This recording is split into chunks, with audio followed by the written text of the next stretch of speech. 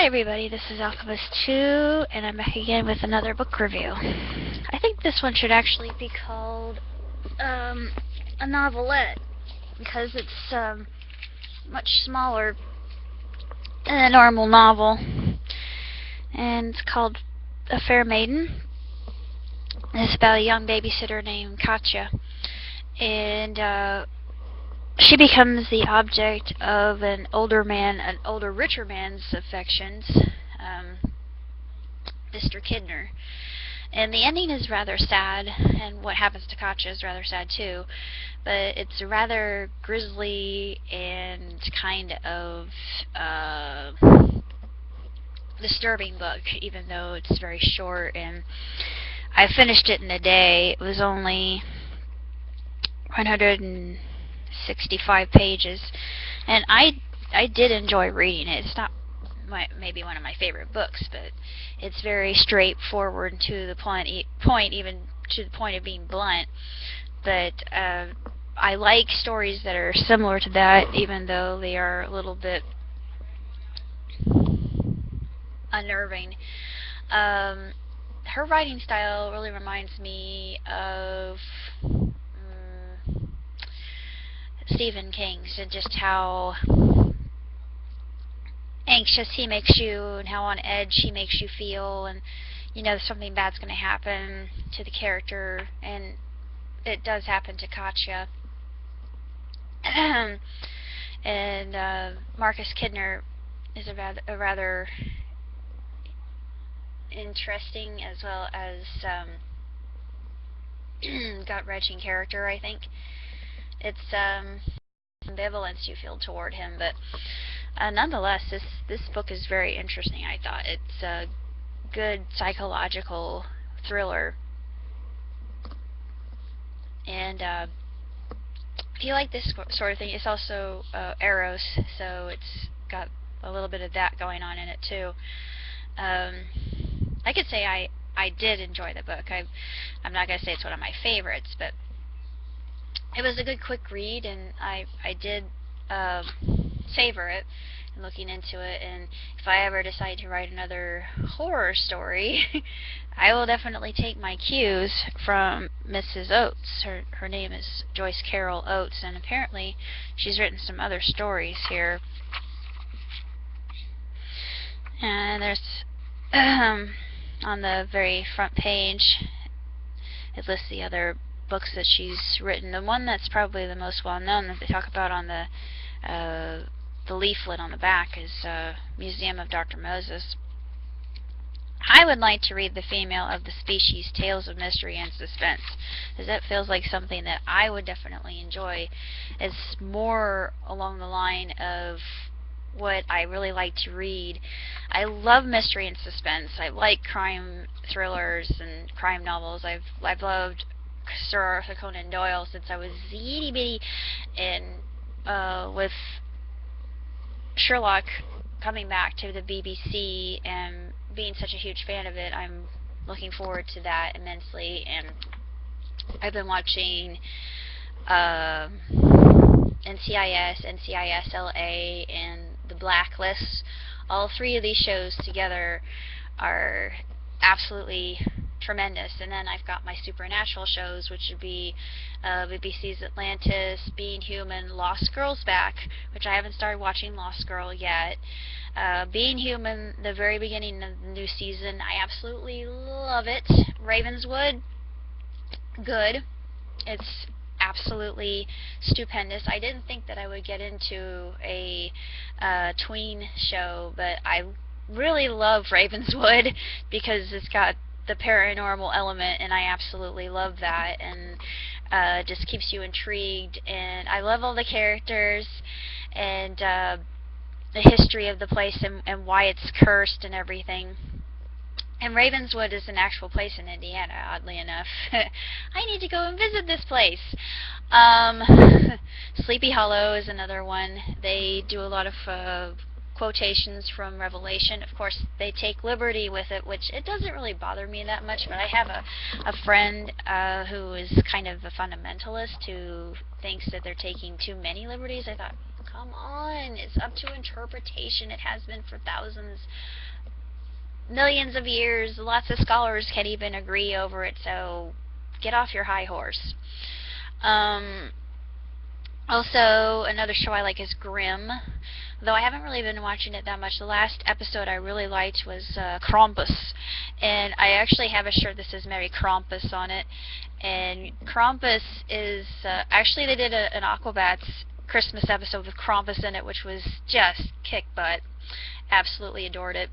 And I was very intrigued that they would introduce a character that has been around, you know, for eons, but I had never heard of Krampus. I mean, even with my background, you think that I would, being German, but Krampus, apparently, he's this hell beast. And you know how you have Santa Claus, and Santa Claus gives good children, gifts for Christmas, and for the bad children he leaves coal. Krampus is the anti-Santa, basically, and if you're a bad child, then of course your parent would always reprimand you, and she or she would warn you and say, Krampus will whip you. You know, Krampus would come in the dead of the night and whip all the bad children. And yeah, that's the stuff of freaking nightmares. I mean, come on. Why would you do this to your children? Why would you read them Grimm's fairy tales? This is all the stuff of nightmares, and it probably fueled the imagination of Edgar Allan Poe, if such things existed. I'm pretty sure they did, and Edgar Allan Poe really, he brought all this together. In fact, he's one of my favorite writers, and he can be really thanked for his contribution to literature, because he was the one who actually made crime novels so popular as they are. And I think he was a friend of Sir Arthur Conan Doyle, so if I'm not entirely straight with my facts here, because I'm a big, huge fan of Edgar Allan Poe. Of course, you could see with my review of The Raven, which is one of my favorite movies of all time, gross and grotesque and gory as it is. Despite that, it's still really a sensational film, and John Cusack plays Poe to a T, and it gives a whole entire new perspective on Poe's death. And of course, a lot of scholars agree that it was rabies that took his life, and I think you know, it's hard for me to say. I wanted him to have a more dignified death. I think that the death that was presented in the movie The Raven was excellent, and I think this is the way that he died. Maybe this is left to the imagination, but a lot of the shows I'm watching now are lent to the imagination. I really don't have that much else to say, other than I recently finished Prima Regis. It is up and running and ready for R&R up on fictionpress.com. Let's see. I posted Awful Baker or Cooker on here, and I'm writing The Red Thread Chain, which is another Eros. I'm going to be working on Hot Fun in the Summertime in February. Lucy Melbourne is another story that I'm penning. It's about a young woman who is she's born in the outback, basically, and she grows up on a farm, and she's rough and tumble kind of Sheila, and all this changes when an American tourist comes into her life, so it's another romantic comedy. And then I'm going to be writing a story, my first ever story on multiple personality disorder. I've never done this before, and I actually have a friend who has multiple personality disorder, so I'm hoping that he'll be okay with that, because I'm using him as inspiration. But I'm reading from my note here. The story's called A Distorted Perspective. Synopsis is: there's a young woman named Lauren, or Wren, prefecture. She has multiple personality disorder, MPD. Her personalities are Erin, the outgoing Brit, Shalimar, the little playful girl, Roxanne, the chain-smoking partier, Sam, the intellectual philosopher bookworm, Clary, the adventurous risk-taker, She keeps her disorder under wraps until a young man, Brandon, starts dating her, and the other personalities take center stage. She becomes afraid that, like all other potential mates, he will run. The question remains, will he? So it's another romantic story. And I've got other projects that I'm working on here. Like I said, Shifting Sands is one of them. And there are a lot of different tales here I've written down on pieces of paper, but of course I haven't really had the time to pen them. I've read Sweet Rain, Volume 1, which I really enjoyed, but some of it's kind of repetitive. I read Godchild, Volume 1, which is actually another take on Alice Through the Looking Glass, and it's actually a more gothic take on it. It's more of Jack the Ripper style. A lot of murders happen, and the White Rabbit is a killer that decapitates his victims in the style of the Queen of Hearts, off with their head. It's a good manga. It's probably one of the best mangas I've ever read since Kari Kano. I've got Paradise Kiss. Of course, I haven't read it yet. It looks like a similar style to Hanayori Dango, which is Boys Over Flowers. If you've never seen the anime, which is one of my ultimate favorites. I know it's got age on it, but I love it, and it's just a love story, and very complicated and multi-layered. It's more like a telenovela, if you've ever seen a telenovela. And I've got Legal Drug. I've got it's done by Clamp. Of course, I've got volumes 1 and 2. I haven't read it yet. And I also read Sailor Moon Stories 1 and 2. And they were really, really quite enjoyable. I really liked them, and seeing the Sailor Scouts use their signature moves from the original translated Japanese just made me feel very nostalgic. And Melvin had a different name, but I can't remember. It's Gori? Yeah, Gori. In Japanese, Gori means Guri. Yeah, it's Guri. It means swirly, because his glasses are like what I used to wear when I was in 3rd grade. You know, Coke bottle frames, and they make his eyes look all swirly. So it's no wonder I wasn't called Guri. Maybe if I were in Japan, my name would have been Guri-chan. But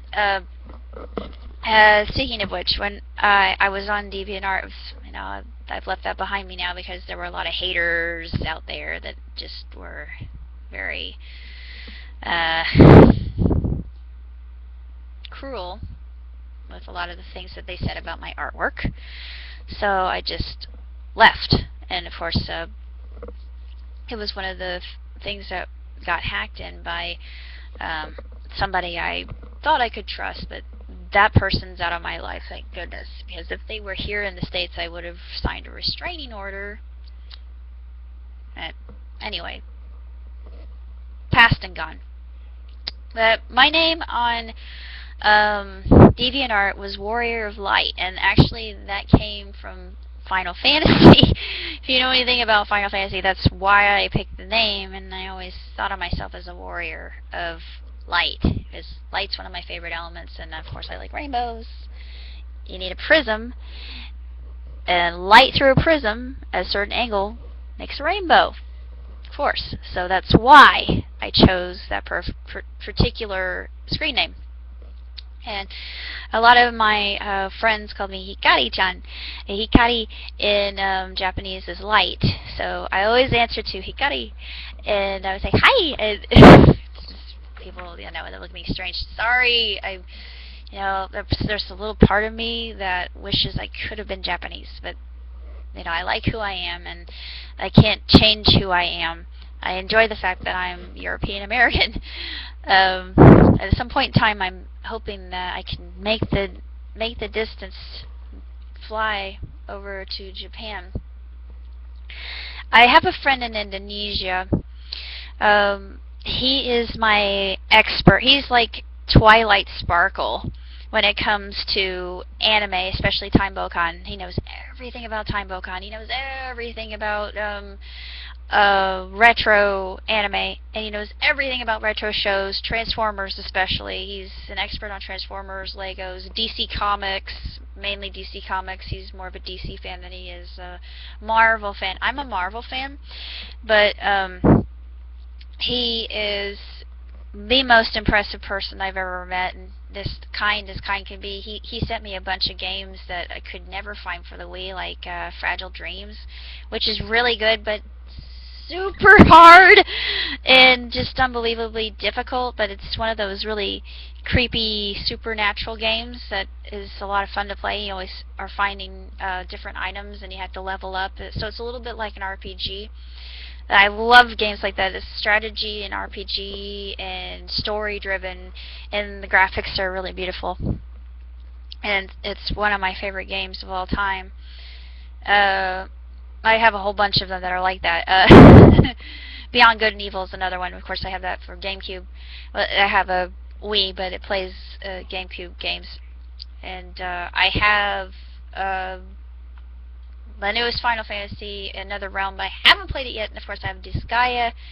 I haven't played that yet, and I've got Soul Calibur. I've been a fan of Soul Calibur since I was in my teens, so that's a little bit of my a little bit of my nostalgia coming back. I think you can play as Vader in that particular one, and they had some other ones. They had Tales of Zilla there. I really wanted to get that. They had some RPGs over at GameStop that were pre-owned, and ooh. Maybe, I don't know. It's hard to say. I work. Today's the 16th. Tomorrow's the 17th. 4 to 8. I could get him Saturday, though. Well, that's all I have to say for now, so see you next time. Live long and prosper. Ciao, tutti!